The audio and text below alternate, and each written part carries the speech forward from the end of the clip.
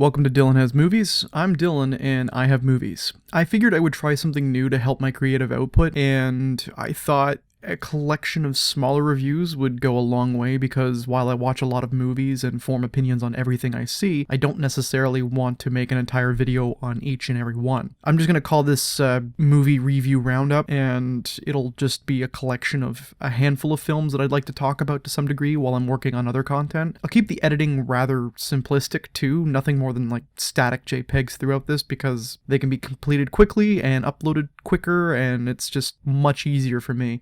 Okay, enough tongue wagging. Here's a few movies I have some thoughts on.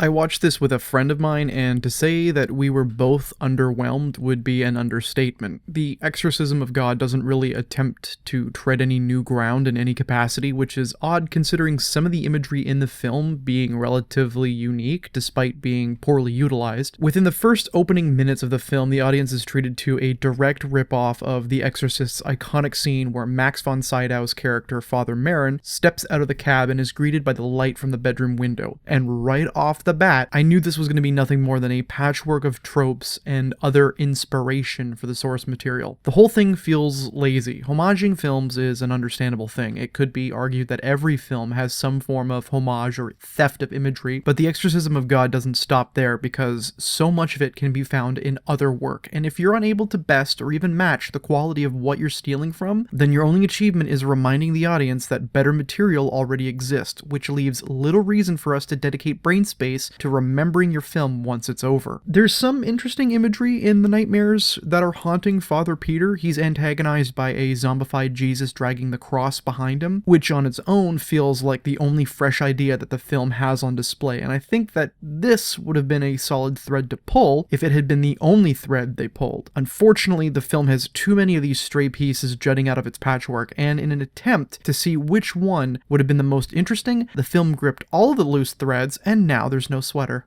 I will be the first to say that I am not a fan of Wes Craven's films, and yet I felt this weird excitement to see the new one, largely due to a recent revival of horror icons in the last 2 years, and it was getting an incredible amount of positive reviews on Twitter, Instagram, and Letterboxd. So that was a small glimmer of hope. After seeing it for myself, however, I have to ask, is everyone on crazy pills? I'm all for liking whatever you like, and believe me, I love lots of stupid shit, but it feels like people only like this movie because it's newer. I genuinely don't get it. I can understand loving something people would consider to be mediocre, but Scream is bad. It's really bad. From a visual standpoint, Scream looks like a short film made specifically for a YouTube channel. The entire film is a flat, medium close-up shot parade with boring cinematography. The only vibe I got from it was car commercial. There was not a single moment in the film where I was impressed by any form of scene composition, scene transition, mise en scène. Everything was put together with the most perfunctory of planning. The two writers, James Vanderbilt and Guy Busick, wrote one of the worst scripts I've come across in a long time. Aside from the legacy characters, I can't remember a single name, and with the added bonus of being cardboard cutouts, I don't care to. There's zero depth to any character. No character on screen has any personality, and it doesn't feel like anyone involved actually tried. I have a game for you. Try to describe the characters in the new Scream movie to anybody without using their name or what they look like. Go off their character traits or something you know about. It's impossible. It's impossible. Critics had praised the film for offering thoughtful meta commentary, end quote, and I simply can't agree with that. Because referencing other films or even elevated horror or other things that sequels and films do themselves does not make your writing or dialogue any better. I think it was a way for the writers to make themselves seem more knowledgeable by reciting titles and name-dropping films that everybody has heard of. One of the characters mentions The Babadook as her favorite movie. You know, the tremendously niche film from 2014. Yeah, I see the writers went through the annals of film history to find that one. Call me when you get to 1999. You know what the Texas Chainsaw Massacre series needs? A jump to modernity, focusing on Gen Z. Personally, I thought it was a terrible decision because I genuinely can't stand hearing anyone under the age of 28 speak.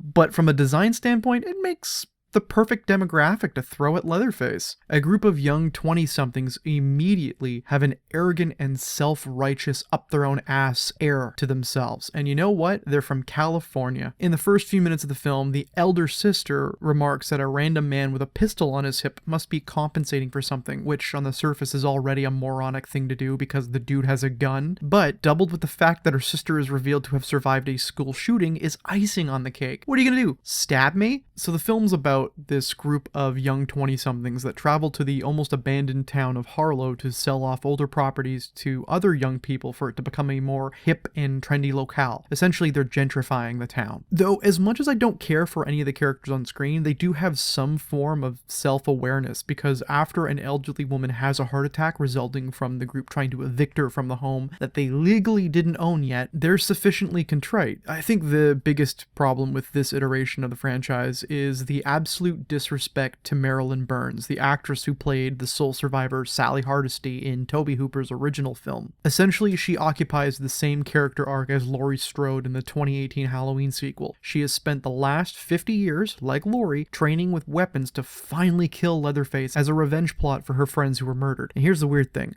Michael Myers wasn't in Haddonfield the entire time. Laurie was, because she knew he would return. Leatherface had been in the same town as her for basically the entire time. What was stopping her? Sally does absolutely nothing in the film and is brutally killed because instead of her appearing to be this absolute badass, all of her common sense was just removed entirely. She has a shotgun pointed at a docile Leatherface. He's sitting on a couch, like reminiscing or thinking about something, and she walks in and rambles off this monologue, and she names her friends who were murdered, and she goes, "I've been waiting 50 years." And Leatherface looks at her, gets up, and fucking leaves. What? The level of disrespect to Marilyn Burns is insurmountable. You turned her into a joke of a character, also you could pass the final girl torch to someone so inherently unlikable. At least this one had an actual chainsaw massacre in it, unlike The Next Generation, but whatever.